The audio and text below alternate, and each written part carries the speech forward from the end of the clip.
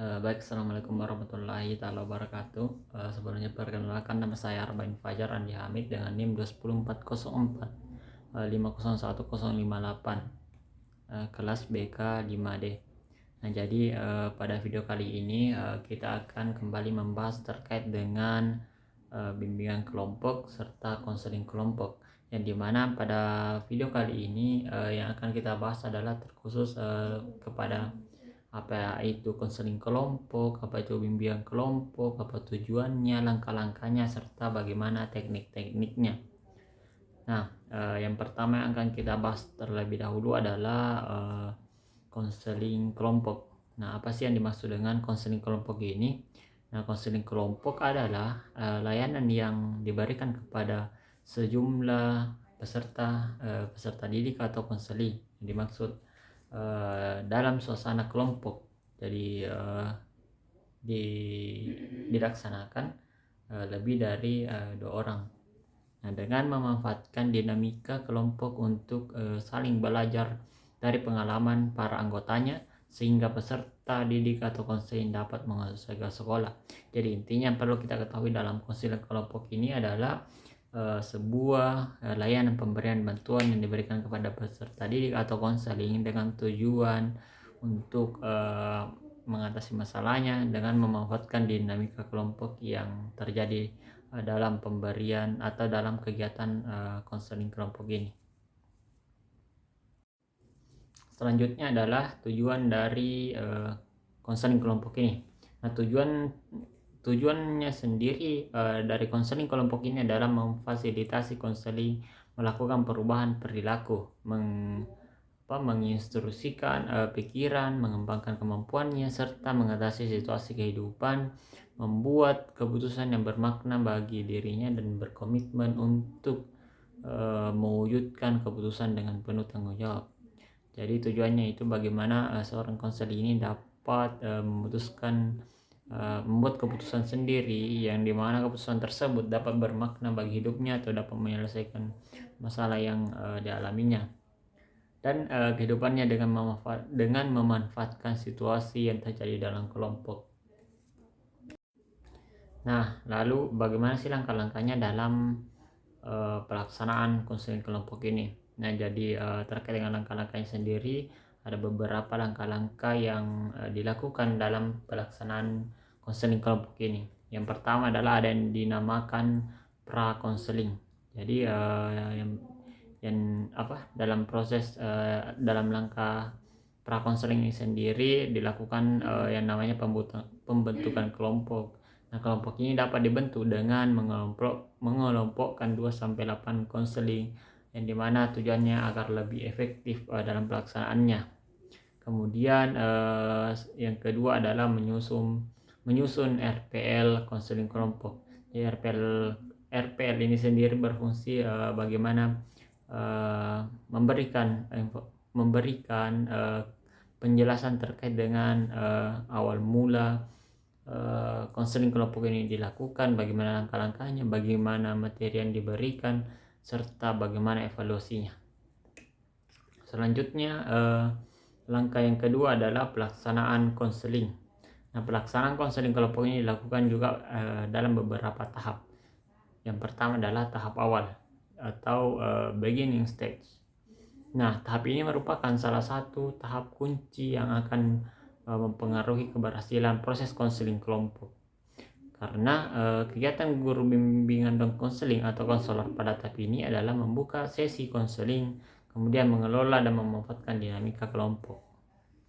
Nah, selanjutnya adalah tahap transisi. Nah, tahap transisi ini adalah merupakan tahap transisi yang dimana merupakan tahap sebelum masuk ke tahap inti atau tahap konseling. Di sini biasanya dilakukan kegiatan untuk lebih bagaimana anggota kelompok ini lebih akrab, lebih bisa berinteraksi. Makanya biasanya seorang konselor memberikan yang namanya ice breaking. Nah, selanjutnya adalah tahap kerja. Nah, tahap kerja ini atau tahap pemberian layanan konseling kelompok ini, guru bimbingan konselingnya atau konselor ini mengelola dan memanfaatkan dinamika kelompok. Lagi-lagi berbicara terkait dinamika kelompok, yang dimana sebenarnya dinamika kelompok ini merupakan kunci dari keberhasilan pemberian konseling kelompok itu sendiri. Karena apabila dinamika kelompoknya tidak muncul dalam pelaksanaan konseling kelompok ini, maka sangat sulit untuk mencapai tujuan akhir dari pemberian layanan ini. Kemudian yang terakhir adalah tahap pengakhiran. Nah, tahap ini yang dimaksudkan adalah mengakhiri seluruh rangkaian kegiatan konseling kelompok. Biasanya dibutuhkan satu sesi konseling atau setengah sesi, tergantung pada kebutuhannya. Jika tidak membutuhkan satu sesi penuh, dapat dilakukan setelah working stage berakhir.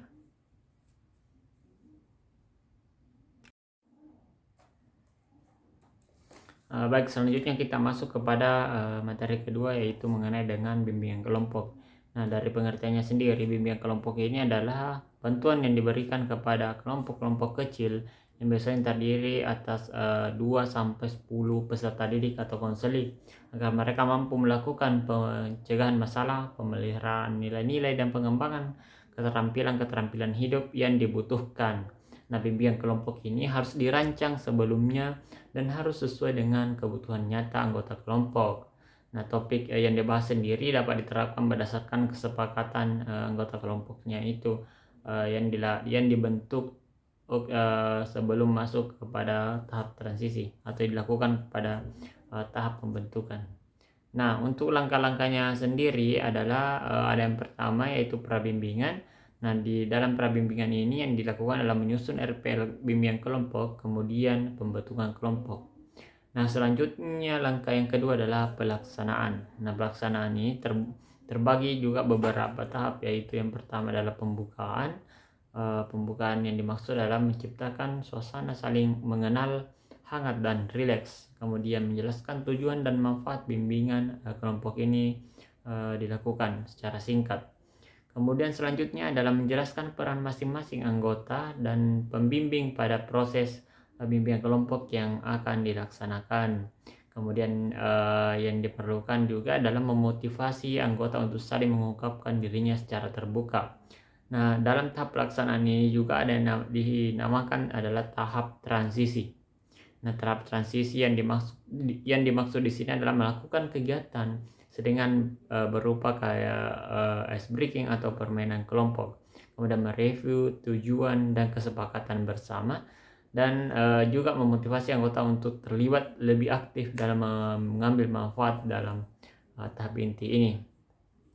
Kemudian masuk ke ada tahap inti, yaitu mendorong tiap anggota untuk mengungkapkan topik yang perlu dibahas, menetapkan topik yang akan diintervensi sesuai dengan tujuan bersama yang memang sebelumnya sudah disepakati bersama.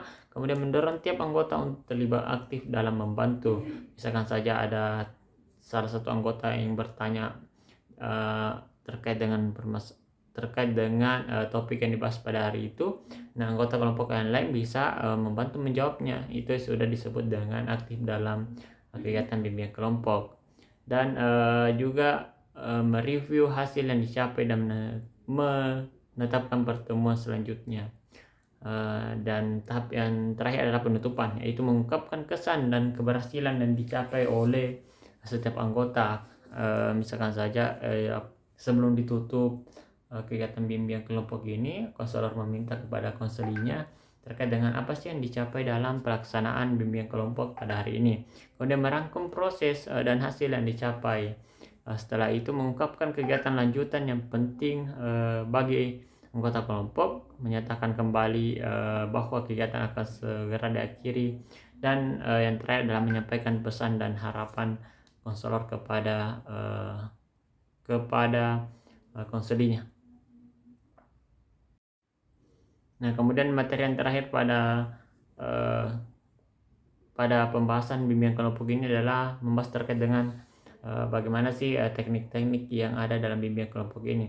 Tentunya dalam pemberian layanan itu sendiri ada yang setiap konselor itu tentunya memilih beberapa teknik yang cocok diberikan kepada konselornya terkait dengan bagaimana kebutuhan atau konselor merasa bahwa teknik ini relevan diterapkan pada konselingnya.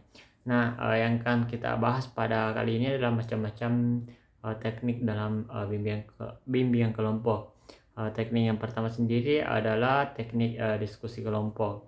Seperti yang sudah dijelaskan tadi bahwa diskusi kelompok ini adalah interaksi komunikasinya antar anggota kelompok dalam memahami topik atau mengembangkan keterampilan tertentu secara bersama-sama. Jadi juga lagi-lagi memerlukan bagaimana interaksi yang baik dalam pelaksanaan konseling kelompok. Kemudian teknik selanjutnya adalah bermain peran. Nah, apa yang dimaksud dengan bermain peran atau role playing adalah dramatisasi. Yang dimaksud dramatisasi adalah melakukan drama tingkah laku untuk memfasilitasi peserta didik atau konseling melakukan dan menafsirkan suatu peran tertentu.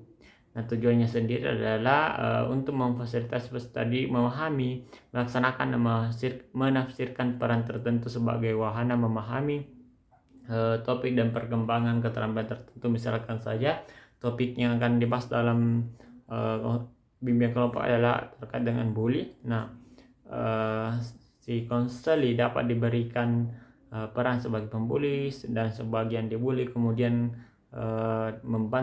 konselor membantu untuk menjelaskan apa sih dampak yang didapatkan atau yang diterima dari kedua pelaku ini, yaitu pembuli dan si korban. Nah, selanjutnya tahap teknik yang lainnya adalah ada yang dinamakan dengan psikodrama atau psikodrama ini merupakan penjabaran dari teknik bermain peran. Ada juga yang dinamakan sosiodrama, dan yang terakhir adalah teknik homeroom. Nah, teknik homeroom ini merupakan upaya menciptakan suasana rumah pada adegan kelompok peserta didik atau konseling sehingga tercipta suasana informal penuh dengan rasa kekeluargaan dan interaksi alamiah untuk membicarakan beberapa hal yang dianggap perlu, terutama masalah-masalah yang dialami oleh konseli. Tujuan dari teknik ini sendiri adalah guru bimbingan dan konseli atau konselor dapat mengenal peserta didik atau konseli lebih dekat sehingga dapat membantunya secara efektif dan efisien. Dari teknik homeroom ini itu dilakukan atau biasa juga disebut dengan kunjungan rumah. Jadi konselornya ini mendatangi rumah dari konselinya untuk mengenal lebih dalam terkait dengan biasanya permasalahan yang dialami oleh konselinya itu atau peserta didik. Nah, baik, mungkin itu saja materi yang sempat saya sampaikan. Assalamualaikum warahmatullahi wabarakatuh.